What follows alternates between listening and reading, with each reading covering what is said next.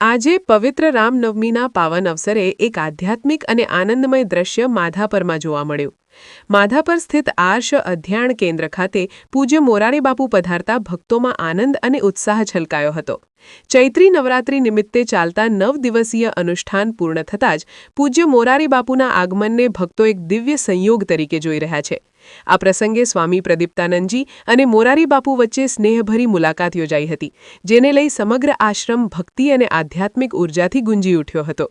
સ્વામી પ્રદીપ્તાનંદજીએ કચ્છ સમાચાર મીડિયા સમક્ષ પોતાની લાગણી અને ખુશી વ્યક્ત કરતા જણાવ્યું હતું કે આ પવિત્ર દિવસે મોરારી બાપુના આગમનથી સમગ્ર આશ્રમ ધન્ય બન્યો છે.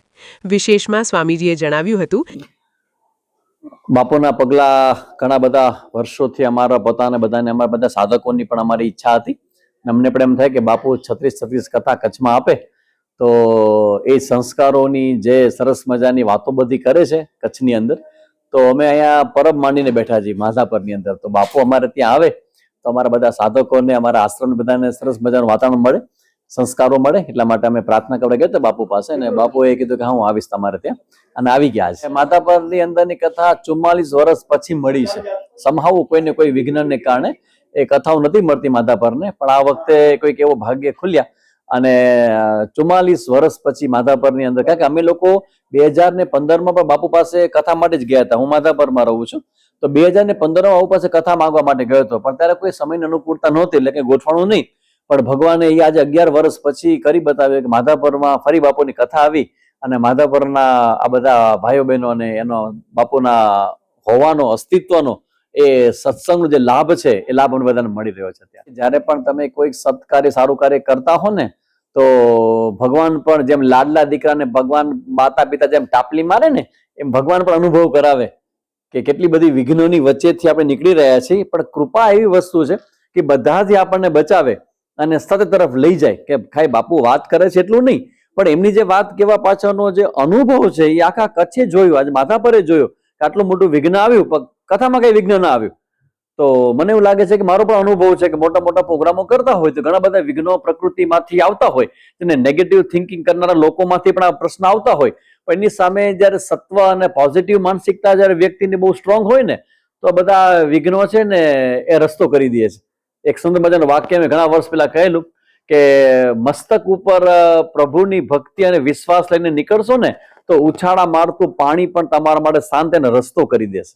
બાપુ સાથે સુંદર બધી વાતો થઈ કે બહુ જૂના અમારા સંબંધો હતા બાપુ સાથે, એ બધી વાતો થઈ, અને અમે આનંદ વ્યક્ત કર્યો કે તમે અહીંયા આવો છો, અને અમારા ખાસ કરીને યુવા ભાઈ બહેનોને બાપુ જે ઇન્સ્પાયર કરે છે એ પણ મેં બધી બાપુને વાત કરી, અને કેટલા વર્ષોની બધું અમારું જે કંઈ હતું એમની સાથેનો આધ્યાત્મિક સંબંધો, એ બધી વાતો બાપુ સાથે થઈ, અને બાપુ પણ ખૂબ પ્રસન્ન થયા અને ખૂબ શાંતિથી મને સાંભળ્યો, અને અમારા આશીર્વાદ બધા આશ્રમ વાસીઓ ઉપર વરસાવ્યા બાપુએ, અને ખૂબ પ્રસન્નતાનો અનુભવ બધા કરીએ છીએ. બહાર બીજા 100-200 માણસો ઉભા હતા બાપાને દર્શન કરવા માટે, બાપાને સાંભળવા માટે આવ્યા હતા, પણ બાપુ એવું કીધું કે સ્વામીજી મારે 21 જગ્યાએ જવાનું છે. Can you believe?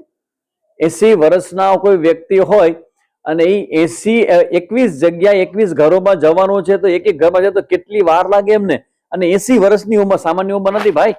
આ સમયની અંદર જે બાપુ જે જીવન જીવે છે એ તો એટલું જ કેવું પડે કે સાક્ષાત હનુમાનજીની કૃપા છે ને, એ જ બાપુનું જીવન છે. That's all. આજે અમારા આશ્રમની અંદર 9 દિવસનું અનુષ્ઠાન અહીંયા ચાલતું હતું, અને આજે અનુષ્ઠાનની પૂર્ણાહુતિ, આજે રામનવમ, અને રામનવમીના દિવસે અનુષ્ઠાન પૂરું થયું બપોરના, અને સાંજના બાપુ આવ્યા અને અમારા બધા સાધક ભાઈ બહેનો પાસે વરસાવ્યા. એટલે આ બધા અનુભવો છે કે તમે જયારે સત્યના પંથે એક ડગલું ચાલો છો ને, ત્યારે ભગવાન અને ભગવત સત્તા છે ને તમારી સામે દોડતી આવે છે. એનું એક્ઝામ્પલ છે આજ કે બાપુ આશ્રમમાં આજે 9ના દિવસે અમારા આશ્રમમાં આવ્યા.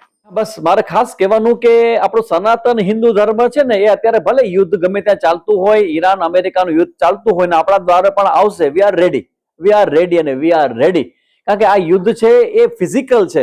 અમે તો માનસિક સ્તરે અને આધ્યાત્મિક સ્તરે અમે બધા પ્રગતિ કરનારા, એના તરફ યાત્રા કરનારા, સાધન કરનારા સાધકો બધા ભારતની અંદર રહે છે. સનાતન હિન્દુ ધર્મના લોકો જે છે ને, એને મારે એટલું જ કહેવાનું કે આપણી જે સાધન ભજન છે, આપણું જે પણ ભગવાન નામ છે એ નામ સતત કરતા રહીએ. આવનારા 4-5 વર્ષ આપણા માટે બહુ કસોટીના છે. આવનારા સમયમાં 2031-32 સુધી બહુ જ મોટી કસોટી થવાની છે, અને એના માટે જેટલું પણ નામ લેવાય એટલું નામ, એટલે અમે લોકો વારંવાર બધા પ્રોગ્રામો કરીએ જેથી કરીને પ્રોગ્રામ નિમિત્તે નાના મોટા બધા જ ભગવાનનું નામ લેતા થાય અને એક સુંદર મજાનું એક વેવ્સ, એક વાતાવરણ બને. અને એ વાતાવરણ એટલું સુંદર મજાનું બને જેને કારણે ગમે તેવી મોટી મુશ્કેલીઓ આવશે તો પણ ભારત દેશ છે એને કાંઈ નહીં થાય.